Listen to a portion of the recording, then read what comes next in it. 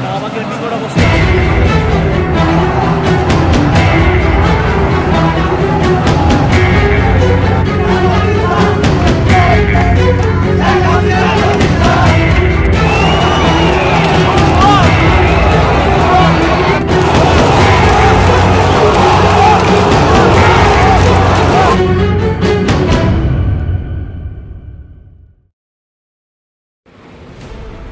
পাঁচই August, March two Dhaka, এক স্মরণীয় দিনের তিক্ততা।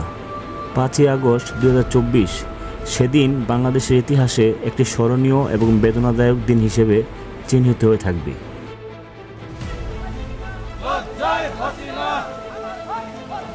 জবাব চাই, দিতে হবে।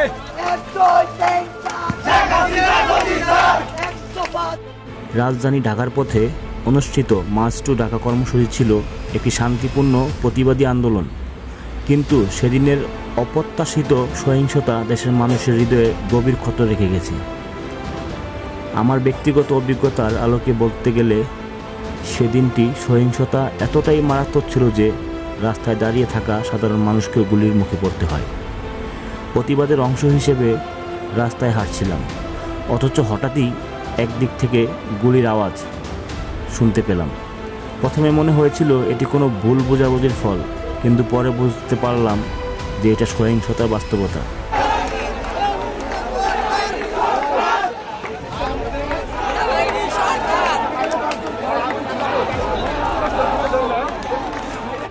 রাস্তায় হাজার হাজার মানুষ ছিল, মায়েরা, বাচ্চারা, যুবক যুবতীরা, শিক্ষার্থী এবং সাধারণ নাগরিক।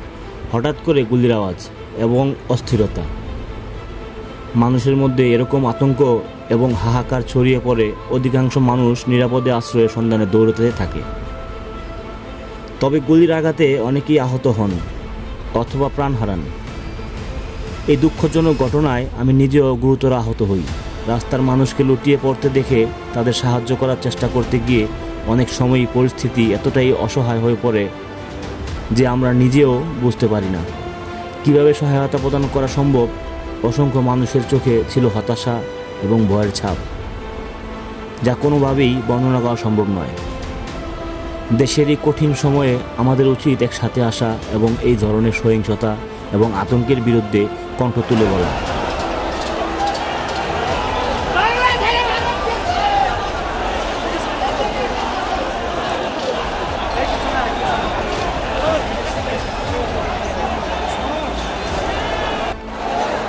সকাল থেকে গুলিতে 10 জন হত্যা করেছে যাত্রাবাড়িতে।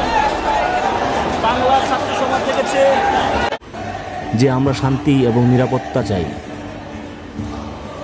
রাজনৈতিক মতপার্থক্য, সামাজিক অস্থিরতা বা অন্য কোনো কারণেই হোক, সহিংসতা কখনোই সমাধান হতে পারে না।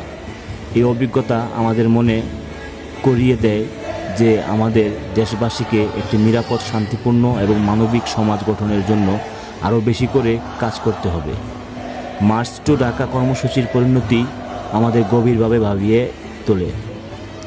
দেশের রাজনৈতিক, সামাজিক ও আইনশৃঙ্খলা পরিস্থিতির প্রতি যথাযথ মনোযোগ এবং পদক্ষেপ নেওয়া একান্ত জরুরি। একসাথে আসুন শান্তি ও নিরাপত্তার পক্ষে এক কণ্ঠে দাঁড়াই এবং একটি সুশীল সমাজ গঠনের লক্ষ্যে কাজ করি।